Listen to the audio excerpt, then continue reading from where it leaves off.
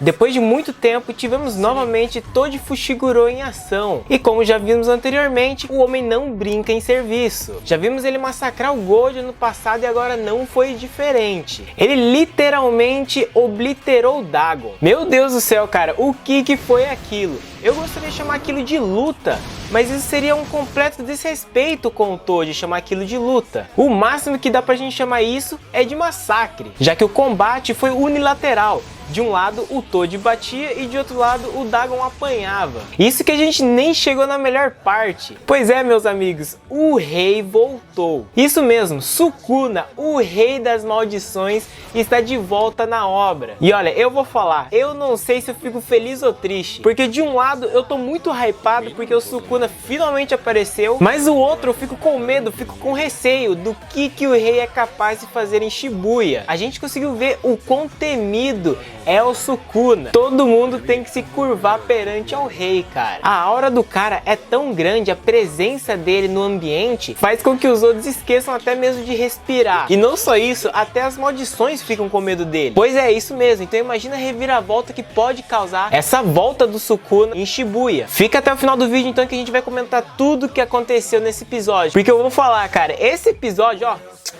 fenomenal. Bom, antes de chegar no Sukuna, vamos seguir a ordem cronologicamente de como tudo aconteceu. Voltamos com o Toad invadindo a expansão de domínio entre o Dagon e o Megumi. E a gente consegue notar que ninguém reconhece ele. Ninguém sabe quem é essa pessoa, a não ser o velho Naobito. O velho Naobito, ele consegue perceber e reconhecer que aquele cara é o Toad. Bom, então, vou explicar pra vocês. Esse corpo é meio que um corpo vazio. Ele tem os instintos, as características, a força do Toad, mas não é como se fosse o Toad 100% no controle do corpo. É meio que por causa da alma dele, ele consegue às vezes controlar esse corpo e às vezes não. Como a gente viu lá no começo, em cima do prédio, ele conseguiu ter controle sobre o corpo, ele falava como se ele fosse o Toad. Só que ele não tá lá 100%, não é ele 100%. Então às vezes é meio que como se fosse um bot, um robô controlando o corpo do Toad. Só que esse robô, ele segue os instintos do Toad Fushiguro. E é explicado pra gente que essa invocação acaba quando o corpo termina de consumir a energia amaldiçoada. Porque nesse ritual, quando é invocada a pessoa, à medida que esse corpo entra em ação, usa habilidade, usa a própria força, vai consumindo energia amaldiçoada desse corpo. E quando acaba a energia amaldiçoada, a invocação é desfeita. Só que é aí que entra o pulo do gato, aí que entra o bug na matriz. O corpo do Toad Fushiguro não tem energia amaldiçoada. E por não ter energia amaldiçoada, ele pode entrar em batalha, ele pode usar todas as habilidades possíveis que ele poderia usar, que não vai gastar nada da energia amaldiçoada dele, porque não tem no corpo. Então dá pra gente falar que esse corpo dele vai durar infinito enquanto ninguém matar ele. Porque a condição pro ritual acabar é a energia daquele corpo se esgotar. E como o Toad Fushiguro ele não tem energia por causa do pacto congênito, ele foi literalmente revivido praticamente. Então agora ele meio que virou uma máquina assassina, que praticamente segue os instintos de Toad Fushiguro. E o instinto do Toad, quando ele era vivo, era matar os feiticeiros mais fortes, pra assim ele provar pra ele mesmo e pro clã dele, o clã Zenin, que eles estavam errados sobre o Toad, que o Toad sim, ele é uma pessoa forte. Então os dentes e garras desse assassino é sempre apontado para a pessoa mais forte daquele lugar. É por isso que ele vai em direção ao Dagon, por isso que ele ataca o Dagon, porque esse corpo do Toad reconhece que o Dagon é a pessoa mais forte naquele ambiente. E o Dagon, por sua vez, ao ver o Toad, ele meio que subestima, porque ele vê, uma pessoa sem energia amaldiçoada, eu não vou perder tempo com ele. E esse foi o erro do Dagon. Não se deve subestimar o Toad. O último a subestimar o Toad foi o Gojo, e a gente viu que o Gojo quase morreu por causa disso. Toad apenas balançando o bastão já destrói por completo o ataque de peixe do Dagon. E engraçado que o golpe é tão poderoso, tão forte, que o Toad acaba dividindo o mar parecendo Moisés. E tudo isso para referenciar o quão poderoso o Toad pode ser, mesmo não tendo energia amaldiçoada. E apenas com um golpe, usando o mesmo bastão que a Maki estava utilizando, a gente vê que o poder destrutivo na mão do Toad é muito maior do que a Maki. Isso mostra que quanto maior o nível de habilidade do usuário que está manuseando esse bastão, mais forte esse bastão consegue se tornar. É por isso que esse bastão é uma arma de grau especial. E a animação para essa luta foi novamente insana. Uma luta com muita fluidez e com uma coreografia muito criativa por parte dos animadores. E eu vou falar, é impressionante o que a MAPPA vem fazendo com a adaptação de Jujutsu Kaisen. Poucos animes têm uma animação tão boa do começo ao fim. E Jujutsu Kaisen é uma dessas poucas obras privilegiadas. Bom, a gente vê que o Dagon dá tudo de si, mas a cada técnica que ele utiliza, uma mais forte que a outra, a gente só vê a disparidade colossal que tem entre ele e o Toji. Porque não adianta, ele tenta afogar o Toji, ele tenta utilizar os peixes para engolir o Toji, ele ataca milhares de peixes para cima do Toji e nada adianta. O Toji rebate tudo, o Toji ele deleta tudo. Enquanto isso, os outros feiticeiros lá atrás não conseguem acreditar no que eles estão vendo, porque aquele espírito amaldiçoado que estava apanhando o Dagon, ele deu trabalho para 4 feiticeiros, e esse mesmo espírito amaldiçoado estava sendo humilhado por um cara sem energia amaldiçoada. A gente vê que a Maki fica embasbacada e pergunta pro Naobito quem é essa pessoa. E infelizmente, para nossa tristeza, o Naobito responde que aquela pessoa é um fantasma, porque aquele cara não era o verdadeiro Toji, porque o Naobito ele sabe que o verdadeiro Toji morreu. Então isso aí só pode ser uma reencarnação, uma invocação através de um ritual. É por isso que ele chama de fantasma. Mas pô, eu acho que seria muito interessante se ele falasse, esse é o fantasma do Toji, porque eu queria ver qual seria a reação do Megumi e da Maki ao saber que aquele cara tão poderoso diante deles era um membro do clã Zenin, o mesmo clã que eles. Não só isso, né, mas ver a reação do Megumi ao ver que aquele lá era o pai dele. Bom, e voltando pro combate, a gente vê que o Toji, ele pega os 2 bastões e ele começa a afiar os 2 bastões, e ele acaba tornando o bastão mais letal ainda, já que agora essa mesma arma de grau especial consegue perfurar os inimigos. E sem perder tempo, o Toji já pula pra cima do Dagon, enfincando o bastão na cara dele. Só que mesmo com a cabeça perfurada, Dagon ainda resiste e tenta revidar. Porém, meu amigo, o Toji, ele não tem piedade de ninguém nesse mundo. E sendo assim, ele continua perfurando várias vezes a cabeça do Dagon, até o espírito amaldiçoado não conseguir fazer mais nada e morrer naquela situação mesmo. Pois é, galera, ver o Toji em ação é muito satisfatório, cara.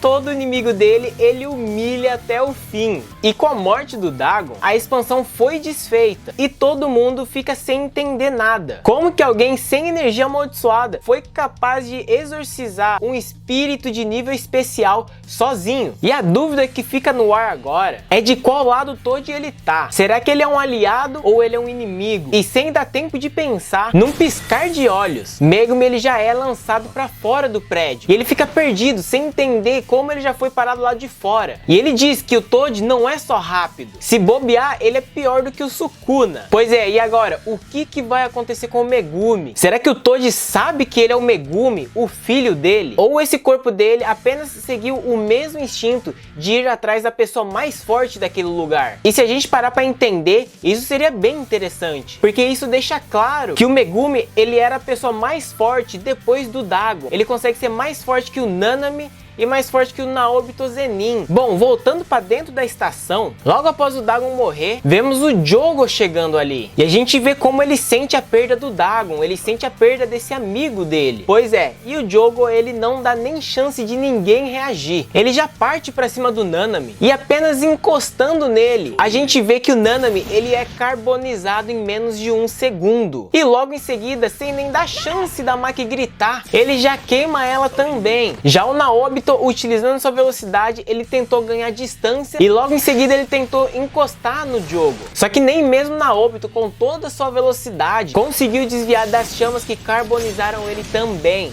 Jogo em questão de 5-8 segundos, praticamente matou Nanami, Maki e Naobito. Digo praticamente, porque ainda não confirmaram a morte deles. Mas vendo como eles foram carbonizados, eu não ficaria surpreso de 1 ou 2 acabar tendo morrido ali mesmo. E é engraçado como a obra de Jujutsu Kaisen conseguiu enganar a gente, porque desde a primeira temporada a gente nunca deu tanta bola pro Jogo. E tudo isso porque Jogo, ele lutou contra o Gojo e ele foi totalmente massacrado, humilhado. Então a gente passou a acreditar que o Jogo, ele é apenas um meme, ele não é alguém tão poderoso. Só que nesse episódio a gente viu que na verdade ele é sim uma criatura muito poderosa. O único problema dele é que na primeira temporada ele já foi logo enfrentar a pessoa mais forte que já existiu no mundo de Jujutsu. Bom, após o Jogo ele derrotar todo mundo, ele sente uma energia, ele sente algo estranho e ele percebe que alguém acabou liberando um dedo do Sukuna. Então ele imediatamente corre em direção ao dedo. Nisso a gente vê que as duas filhas adotivas do Geto estavam alimentando o Itadori, que estava desmaiado naquele local depois de ter lutado contra o Choso, e que o objetivo delas era invocar Sukuna e pedir pro Sukuna matar aquele cérebro que tomou conta do corpo do Geto. Elas mesmas dizem que tem raiva, tem ódio do Gojo, já que o Gojo foi a pessoa responsável por ter matado o Geto. Porém, elas não buscam vingança, elas não vão tentar matar o Gojo. E tudo isso é porque o Gojo foi a única pessoa, o único melhor amigo do Geto. Então elas respeitam o Gojo por ser essa pessoa que o Geto tanto confiou e que o mantinha como melhor amigo. E é em respeito a essa amizade, essa relação entre eles, que elas não buscam vingança contra o Gojo. Porém, o cérebro ali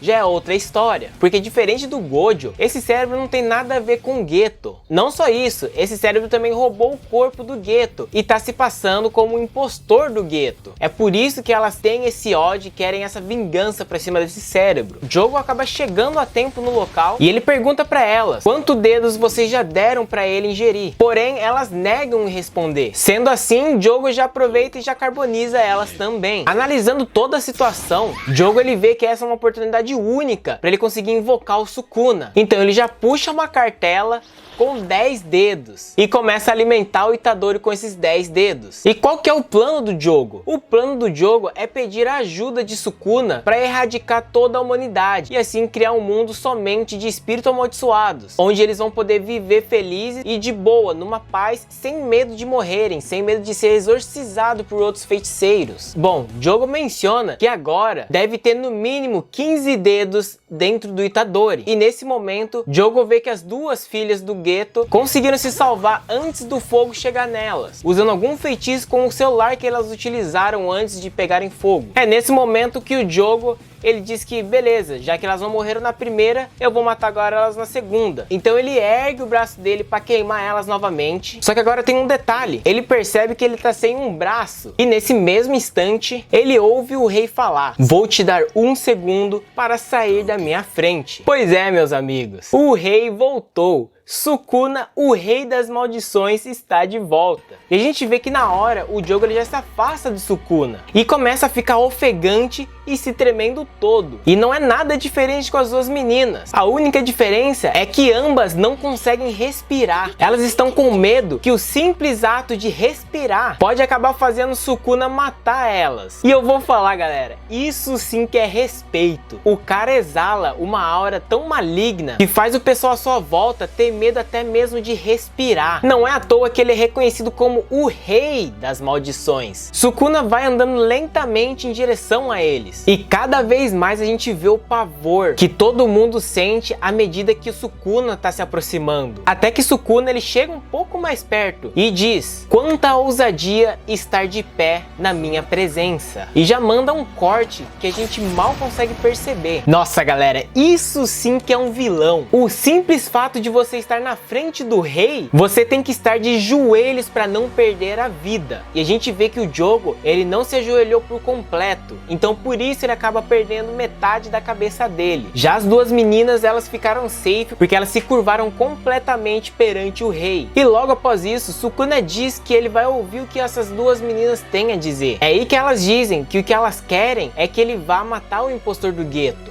E que como recompensa, elas vão dizer pra ele onde tem outro dedo pra ele ir buscar. E isso que foi o erro delas. Elas fizeram esse pedido parecendo que elas estavam dando uma missão para o rei. E se tem uma coisa que o rei, alguém como Sukuna, não faz, é acatar ordem dos outros. Sendo assim, ele diz para as duas se levantarem e num piscar de olho, do nada, a Mimiko é decapitada, a cabeça dela explode, some. E logo em seguida a outra já tenta se vingar. Mas novamente, sem ninguém perceber, ela já perde metade da cabeça dela e é fatiada por inteira até se desintegrar. Cara, Sukuna fez tudo isso com as mãos no bolso, galera. o cara literalmente fatiou 2 pessoas e não se moveu um músculo. Imagina o quão retardado, o quão forte esse cara consegue ser. E logo depois ele diz que é a vez do Jogo dizer o que ele quer. E como o Jogo ele é esperto e ele viu o que acontece com alguém que tenta dar uma ordem para o Sukuna, ele simplesmente diz que o que ele quer é